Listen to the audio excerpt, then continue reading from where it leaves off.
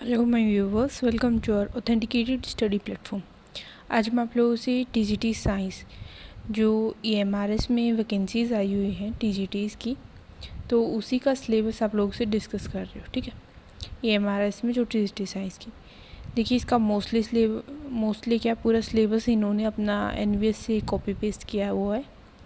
तो जिन्होंने NVS का भी पीछे 2022 वाला एग्ज़ाम दिया होगा तो उनको तो पता ही होगा, सब पूरा का पूरा सिलेबस, पूरा पैटर्न ही सेम है। ठीक है, तो ये हम देख लेते हैं इसमें। तो एक और बात कर लेती हूँ मैं आप लोगों से कि NVS का जो एग्ज़ाम का लेवल रहता है वो मिक्स्ड क्वेश्चन होते हैं, कुछ 9th 10th का भी होता है, कुछ 11th 12th का भी होता है। तो आपको मोस्टली टॉपिक जो है 9th to 12th ही मैं कहूँगी कि पूरा करके जाइए, आप जो भी टॉपिक करके जा रहे हो अच्छे से। तो आपका दोनों का मिक्सअप रहता है, 9th 10th का भी, 11th 12th का भी। ठीक है, तो देखिए हम सिलेबस देखते हैं। सबसे पहले यहाँ पर इफ़ेक्ट्स ऑफ करंट, जो हमारा फिज़िक्स का पोर्शन दिया हुआ है, ठीक है, उसमें हमारा पोटेंशियल और पोटेंशियल डिफरेंस का ओम्स लॉ फिर हमारे पास। ठीक है, फिर सीरीज़ में जैसे हमारे पास रजिस्टर्स का सीरीज़ और पैरेलल का कम्बिनेशन में क्वेश्चंस बनते हैं हमारे पास। फिर पावर का फॉर्मूला जो लगेगा वो होता है। उसके बाद इनका इंटर रिलेशन जो है 3-4 फॉर्मूले बनते हैं, पावर का, पोटेंशियल डिफरेंस का, करंट का, रेजिस्टेंस का, तो वो सब। ठीक है, उसके बाद देखिए, उसके बाद इसने क्या किया है, उसके बाद इसने मैग्नेटिक फील्ड को ले आया है। ठीक है, इतना ही करना है आपको करंट के अंदर। ठीक है, मैग्नेटिक फील्ड में magnetic field current carrying conductor की वजह से, फ्लेमिंग लेफ्ट हैंड रूल, फिर इलेक्ट्रोमैग्नेटिक इंडक्शन दे दिया इसने। ठीक है, उसके बाद क्या है, potential difference, induced potential difference, induced current, direct current, alternating current, ये फ्रीक्वेंसी क्या होती है अल्टरनेटिंग करंट की, एडवांटेजेस क्या है इलेक्ट्रॉनिक मोटर की, इलेक्ट्रॉनिक जनरेटर की। तो ये सब आपको करंट जो आपका चैप्टर है इसके अंदर करना है। ठीक है, उसके बाद में अगर इसके बाद हमारे पास है लाइट वाला चैप्टर। ठीक है, इसमें देखिए क्या कहा गया है, convergent divergence of light, concave mirror का, centre of curvature, focal length, focus, ये सब डिस्कस किया गया है। इमेज कैसी होगी कन्वेक्स लेंस के अंदर। ठीक है, इनकी फिर एप्लीकेशंस के बारे में डिस्कस किया गया है। उसके बाद जैसे हमारे पास लाइट के एप्लीकेशन में scattering of light, dispersion of light, twinkling of stars और रिफ्लेक्शन इंडेक्स क्या होगा, वो सब इसके अंदर हमें करना है। ठीक है, सिमिलरली यहाँ पर सोर्सेज ऑफ एनर्जी का बात की गई है। ठीक है, सोर्सेज ऑफ एनर्जी में ये बेसिक सा चैप्टर है, आप ये जो अपना 9th 10th के अंदर आता है ये वो पढ़ लोगे, जो NCERT है that is more than enough. उससे ऊपर इसमें कुछ नहीं पूछने वाले हैं वो लोग। मेनली कौन सा रिन्यूएबल सोर्स है, कौन सा नॉन रिन्यूएबल सोर्स है, मेनली यही थोड़ा सा ध्यान से पढ़ लोगे बस, बाकी कोई ज़रूरत नहीं। थोड़ा सा न्यूक्लियर एनर्जी में कुछ पूछने लायक होता है, बाकी इसमें कुछ है नहीं। ठीक है, उस चैप्टर 9th 10th वाले से इसका काम चल जाएगा। उसके बाद अगर मोशन वाले चैप्टर की मैं बात करूँ तो इसमें इन्होंने mix 9th 10th 11th 12th 9th और 11th में आता है ये चैप्टर, तो ये दोनों का मिक्सअप दे रखा है इन्होंने। सबसे पहले displacement, velocity, uniform non uniform motion, ये सब हम 9th में भी पढ़ लेते हैं। ठीक है, उसके बाद जो ग्राफ्स हैं वो करने हैं हमें। ठीक है, उनका टाइम ग्राफ, ये सब हमें पढ़ना है। इक्वेशन ऑफ मोशन हम ये भी पढ़ते हैं हमारा। उसके बाद यूनिफॉर्म सर्कुलर मोशन। ठीक है, तो ये सब आपको करना होगा। उसके बाद इन्होंने इसी के अंदर जो है न्यूटन्स लॉ ऑफ मोशंस भी इंक्लूड कर दिया, मोमेंटम भी इन्होंने इसी के अंदर दे दिया है। उसके बाद elementary idea of conservation of momentum. देखिए 11th का अगर हम देखें तो ये 4-5 चैप्टर इनिशियल वाले बन जाते हैं, बट यहाँ पे इन्होंने एक ही टॉपिक में दे दिया, तो इतना डीपली नहीं पूछा इन्होंने। क्वेश्चन पूछे हैं बट ऊपर ऊपर से। अगर आपको कंसेप्ट जो, अगर आप NCERT कर रहे हो, मैं कह रही हूँ इसमें जो सिर्फ आप लोग अपनी NCERT को बेस बनाइए, उससे आपके क्वेश्चन आराम से हो जाए। सिर्फ और सिर्फ NCERT, कोई ज़रूरत नहीं है हाई लेवल का करने की, सिर्फ NCERT करके जाइए, आराम से आपका सब कुछ हो जाएगा। ठीक है, उसके बाद gravitation, work, power and energy की बात करते हैं। इसमें ग्रेविटेशंस के लॉ, ठीक है, यूनिवर्सल ऑफ ग्रेविटेशन, उसका डिस्कस किया गया है। उसके बाद हमारे पास जी ये जो हमारा ग्रेविटेशनल एक्सीलरेशन बताया गया, उस ग्रेविटी के बारे में बात की गई है, मास और वेट की बात की गई है, ठीक है। फ्री फॉल की बात की गई है, वर्क डन में क्या होएगा, पावर का फॉर्मूला क्या होता है, फिर kinetic energy, potential energy, law of conservation of energy, ये सब बहुत ही बेसिक सा चैप्टर है ये, तो इसमें ये वाला बात की है। उसके बाद देखिए फ्लोटेशन में इन्होंने ज़्यादा नहीं पूछा है, ये आप अपना ये मोस्टली अगर आप 9 से भी करेंगे तो ये भी आपका काम चल जाएगा। थ्रस्ट प्रेशर पूछा है इन्होंने, सिर्फ आर्किमिडीज का प्रिंसिपल पूछा है, बायोन्सी और फिर elementary idea of relative density पूछा है। तो फ्लोटेशन आपको 11th जो चैप्टर है उसमें बहुत अच्छे से 2-3 चैप्टर हो जाते हैं, ये उसको वहाँ से आपको करने की जरूरत नहीं है, सिर्फ आपका 9th वाले चैप्टर से ही काम चल जाएगा, ठीक है। उसके बाद मैं बात करूँ साउंड वाले चैप्टर की। साउंड देखिए ये मोस्टली इन्होंने अपना 9th जो हमारा चैप्टर है 9th और 10th है, याद नहीं आ रहा मेरे को, शायद 9th में ही है, तो उसी में से इन्होंने मोस्टली उठाया है। जैसे रिफ्लेक्शन ऑफ साउंड हो गया, इको, सोनार, ये सब उसी के अंदर है, अल्ट्रासाउंड। इसमें सबसे एक मेन क्वेश्चन यही बनता है कि आप अपनी जो वो स्ट्रक्चर ऑफ ह्यूमन ईयर हो गया, ठीक है, स्पीड ऑफ साउंड हो गया, range of hearing in humans हो गया। इसमें कह रही थी कि इसमें जो मेन क्वेश्चन है वो वही बनता है, जैसे यूवी रेज का या फिर यूवी रेज, अल्ट्रावायलेट रेज हो गई, इंफ्रारेड रेज, इनमें से किसकी वेवलेंथ ज़्यादा है, किसकी कम है, या फ्रीक्वेंसी में पूछ लेते हैं, तो यही बनता है। इसमें मेन क्वेश्चन ये ज़रूर देख के जाना आप लोग, मोस्टली एग्ज़ाम्स में पूछा जाता है, ठीक है। तो ये मोस्टली अगर आप अपना 9th का करोगे तो आराम से आपका काम चल जाएगा, इसमें आपको 11th वाला चैप्टर करने की कोई भी ज़रूरत नहीं है, ठीक है।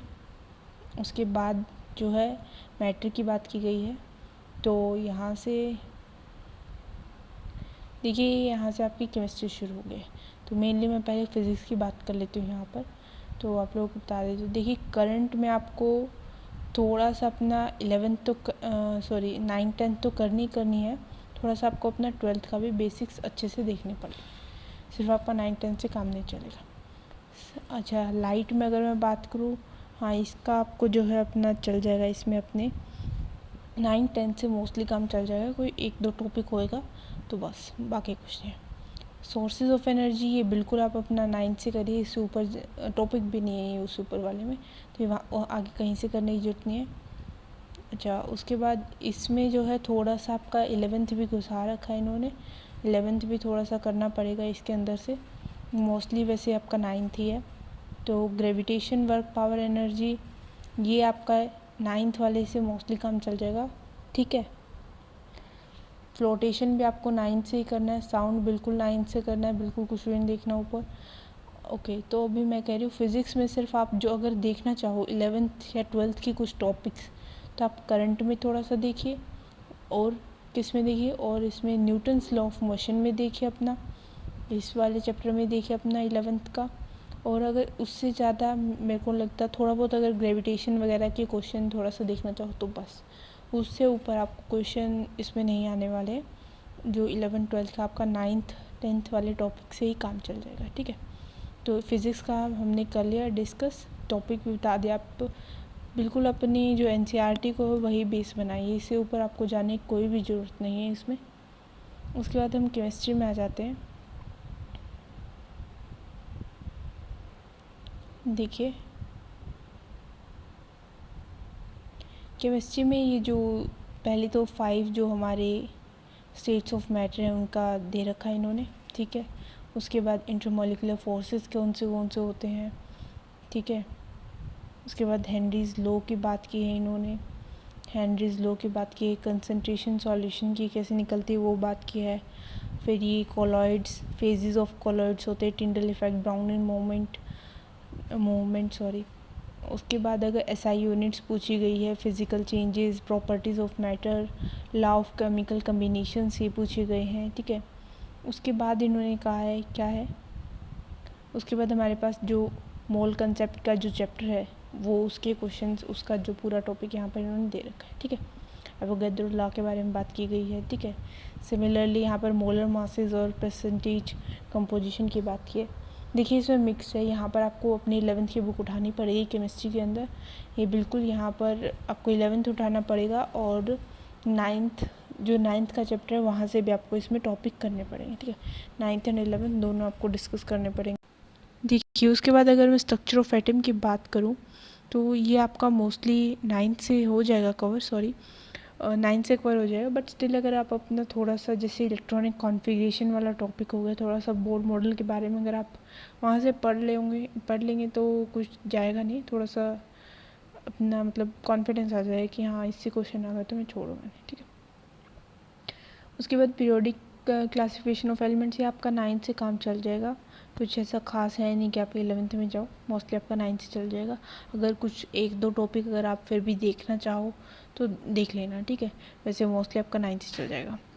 उसके बाद अगर केमिकल सब्सटेंसेस, ये देखिए ये आपको 11th की अपनी बुक उठानी पड़ेगी। यहाँ पर ल्यूइस कंसेप्ट के लिए रिलेटिव स्ट्रेंथ क्या होगी, फिर पीएच स्केल वगैरह की बात की गई है, तो आप बेटर होगा ये जो अपना पूरा एक बार 11th से पढ़ ले तो ज़्यादा बेटर होगा, ठीक है। उसके बाद केमिकल रिएक्शंस, ये सब आपका पूरा 9th का टॉपिक है, बैलेंसिंग ऑफ केमिकल इक्वेशंस वगैरह, ये तो अगर आप पढ़ के भी जाएंगे तो भी कर लेंगे, तो इसमें कुछ टाइम वेस्ट करने वाली कोई ज़रूरत है नहीं, ठीक है। उसके बाद इन्होंने बात की है मेटल्स एंड नॉन मेटल्स की। देखिए मेटल एंड नॉन मेटल्स की मैं इसको कहूँगी कि आप अपना सिर्फ 9th पढ़ के जाइए, क्योंकि अगर आप इसमें देखिए और वाला चैप्टर जो हमारा है उसमें मेटलर्जिकल ऑपरेशंस कौन से होंगे, हम कैसे निकालते हैं उसको, तो ये बहुत ही लंबा चैप्टर 11th में। अब अपना 9th में और 10th में जो ये चैप्टर है उसको पढ़ के जाइए। मेटल एंड नॉन मेटल की प्रॉपर्टीज़ है एक चैप्टर 9th-10th में, और उसके बाद एक और का जो है उसी में आगे पढ़ा रखा है, तो आप वही करके जाइए, उससे अपना जो है आराम से अपने इसके क्वेश्चंस आप निकाल लोगे। अगर आप 11th-12th वाले टॉपिक में घुसोगे तो वो ज़्यादा कन्फ्यूज होगा। उस टाइम आप लोगों को याद था, बट अब जो है टाइम के साथ आप भूल तो जाते ही हो, तो बेटर होगा कि आप अपना जो है 9th-10th से इसको पढ़ के जाएँ। उसके बाद हमारे पास है कार्बन कंपाउंड्स के बारे में। देखिए कार्बन कंपाउंड्स का सबसे इम्पोर्टेंट टॉपिक सॉप डिटर्जेंट वाला जो हमारे पास रिएक्शन होती है वो सबसे इम्पोर्टेंट हो जाती है। उसके बाद मैं बात करूँ इसमें, यहाँ पर देखिए अगर आप इसमें, मैं कह रही हूँ आप इसमें सिर्फ अपनी 11th की बुक अगर उठाना चाहते हैं, 11th-12th में जो मिक्सअप है यहाँ पर, अगर वहाँ की बुक उठाना चाहते हैं तो सिर्फ ये देखिए कार्बोक्सिलिक एसिड्स में उसने क्या कहा है, सिर्फ प्रिपरेशन एंड प्रॉपर्टीज़ आपको देखने, तो सिर्फ उतना ही देखिए, ज़्यादा उसके अंदर डीप घुसने की कोई ज़रूरत नहीं है। आप डीप करोगे उस चैप्टर को, पता चला वहाँ से एक क्वेश्चन आया तो आया, कार्बोक्सिलिक एसिड से वरना क्वेश्चन ही नहीं आया, ऊपर से दे दिया उसने, ठीक है। तो मैं आप लोगों को सजेस्ट करूँगी थोड़ा थोड़ा सा अगर आप पढ़ना चाहो तो देख लेना, वरना कोई जरूरत नहीं है। जैसे आइडोफोम टेस्ट इन्होंने स्पेशली मेंशन कर दिया तो ये अच्छे से देख लेना, ठीक है। क्वालिटेटिव एनालिसिस ऑफ अल्कोहल्स, ये देख लेना, ठीक है।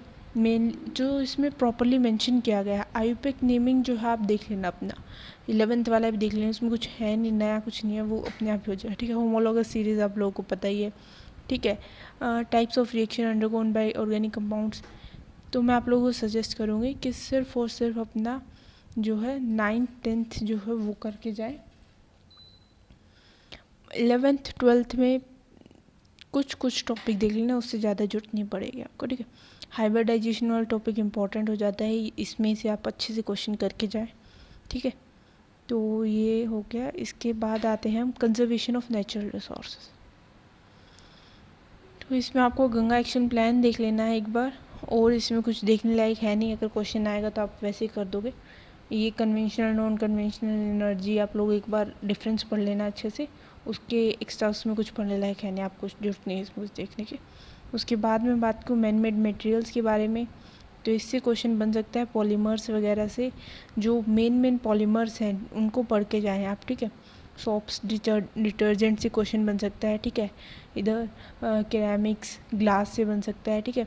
तो इसमें आप मेन जो है ऊपर से पूरा, जैसे पॉलीमर्स पॉलीमर्स में मेन पॉलीमर होता है, जैसे पीवीसी या पॉलीटेट्राफ्लोराइड, जो ये पीछे क्वेश्चन भी पूछा हुआ है, ठीक है। नॉन स्टिक पेन में कौन सा यूज़ होता है, तो ये सब आप एक बार जो मेन प्रीवियस ईयर को ध्यान में रखते हुए इस टॉपिक को कर ले। प्रीवियस ईयर आप लोग किसका देखेंगे, एनवीएस का देखिए, क्योंकि इन्होंने सिलेबस सब कुछ ही एनवीएस से है, तो मैं ये मान के चलूँगी इनका क्वेश्चन पेपर भी मोस्टली एनवीएस से रिलेटेड ही आएगा। तो आप प्रीवियस ईयर कहाँ से देखिए, अपने एनवीएस के प्रीवियस ईयर देखिए, उससे अपना अंदाज़ा लगाइए और वैसा क्वेश्चन उस अकॉर्डिंग अपनी प्रिपरेशन कीजिए, ठीक है। उसके बाद देखिए यहाँ बायोलॉजी हमारी बात करते हैं हम यहाँ से।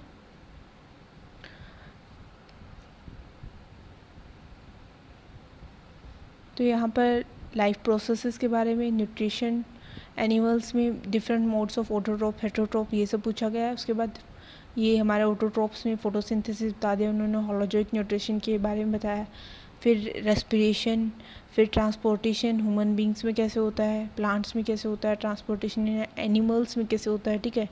उसके बाद एक्सक्रीशन और एक्सक्रीशन इन प्लांट्स। देखिए अगर इस टॉपिक को हम उठाएं तो ये 9th-10th में भी बहुत डीप कराया गया है। 9th-10th में भी ये सब टॉपिक है, और अगर आप इसका 11th-12th में जाओगे तो वहाँ तो और भी डीपली है, ठीक है।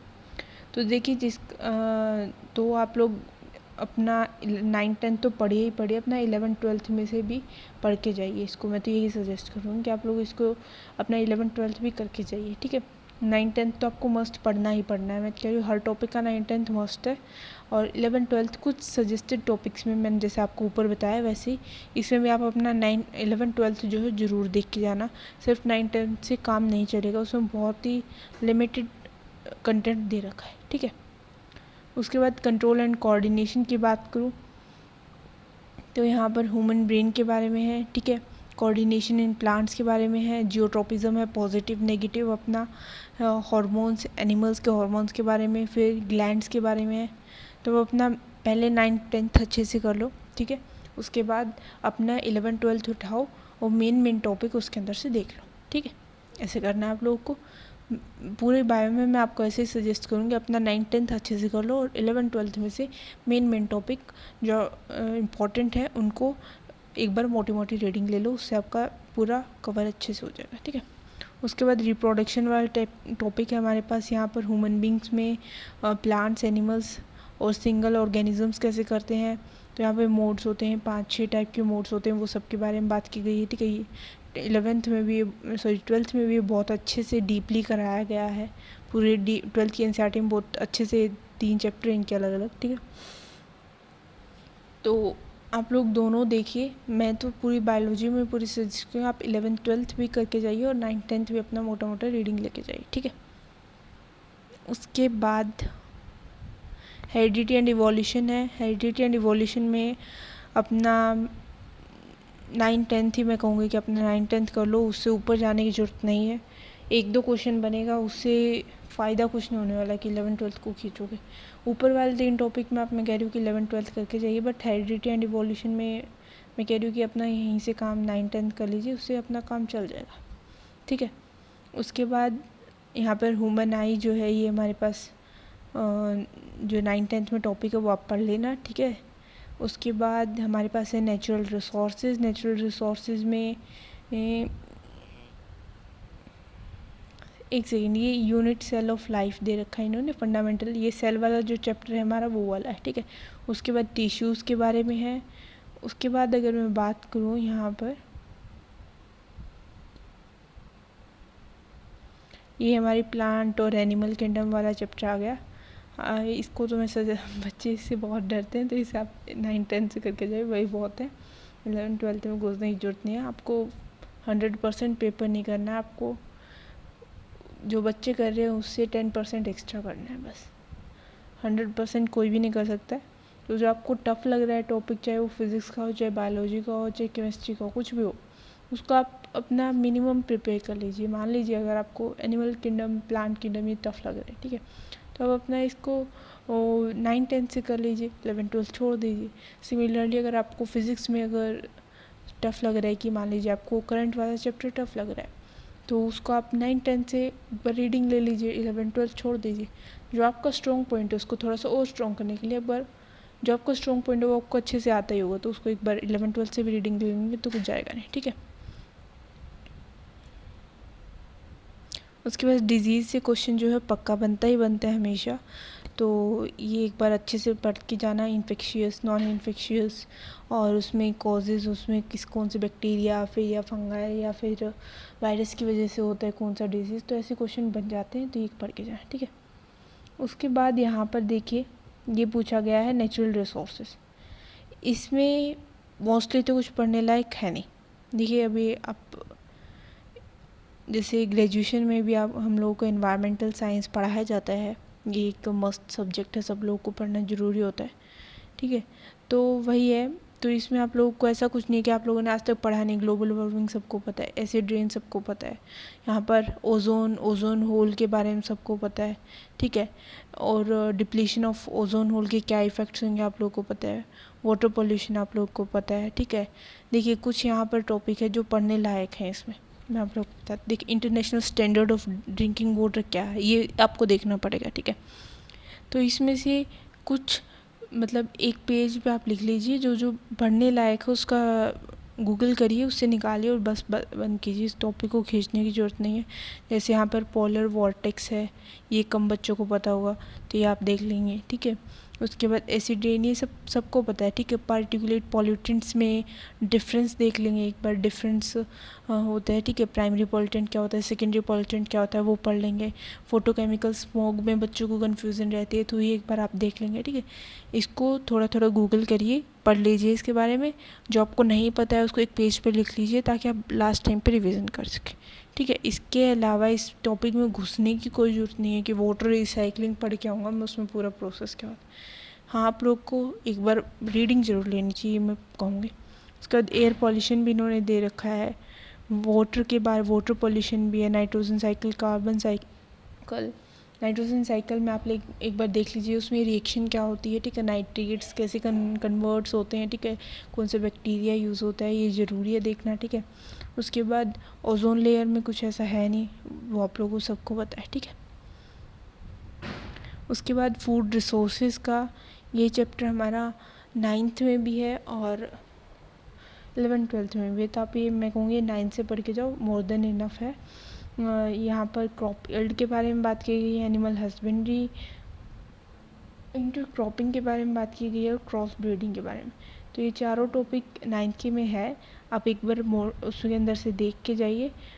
ज़्यादा डीप में घुसने की कोई ज़रूरत नहीं है, हमें यहाँ पर कोई PhD नहीं करनी है हर टॉपिक पे, हमें सिर्फ इसका बेसिक्स कवर करना है। तो मैं आप लोगों को ये कहूँगी, अपनी 9th 10th बिल्कुल अच्छे से कर लीजिए, 11th 12th सिलेक्टेड टॉपिक्स की कीजिए, ठीक है। और पहले अपना जो है मैं कहूँगी, आप NVS के जो है, NVS के अपने प्रीवियस ईयर क्वेश्चंस देखिए अच्छे से, ठीक है। प्रीवियस ईयर क्वेश्चंस देखिए कि वहाँ पर क्या कराया, कौन सा क्वेश्चन, कौन सा टॉपिक थोड़ा सा 11th 12th से पूछा जा रहा है, कौन सा 9th 10th से पूछा जा रहा है। तो इससे आपको आइडिया हो जाएगा कि हाँ, मुझे इस टॉपिक के लिए 11th 12th का उठाना ज़रूरी है नहीं है, ठीक है। देखिए पूरा सिलेबस, पूरा AMRs, पूरा NVS से ही, ठीक है, सेम टू सेम है बिल्कुल। वही वहाँ पर जो है हॉस्टल्स सेम 6 से जो है स्कूल शुरू होने वाले हैं, ठीक है। तो पेपर भी मोस्टली सेम ही रहेगा, वही लेवल रहने वाला है, ठीक है। पैटर्न बिल्कुल सेम है। तो आप NVS के प्रीवियस ईयर क्वेश्चंस उठाइए, उनको देखिए अच्छे से, अपना जो आपको इजी है, जो आपको इजी लगते हैं टॉपिक, उनको फटाफट कर लीजिए। उसके बाद थोड़ा सा टफ कर लीजिए, ताकि आपको लास्ट टाइम पर ये नहीं हो मैंने ये नहीं पढ़ा वो नहीं पढ़ा। तो अपना पहले से प्रिपरेशन शो कर दीजिए। देखिए एग्ज़ाम डेट आने के बाद प्रिपरेशन नहीं होती, वो सिर्फ जल्दी जल्दी में ना तो वो टॉपिक अच्छे से हो पाता है, फिर एग्ज़ाम में स्कोर अच्छा नहीं होता है, तो वही इन बिटवीन रह जाता है बच्चा। तो आप NVS के प्रीवियस ईयर से पहले प्रीवियस ईयर देखिए, उसके बाद आप अपना जो है टॉपिक्स उठाइए और उसके अकॉर्डिंग जो अपनी ये स्टार्ट कीजिए प्रिपरेशन, ठीक है। So thank you so much for watching my video, please like share and subscribe my channel.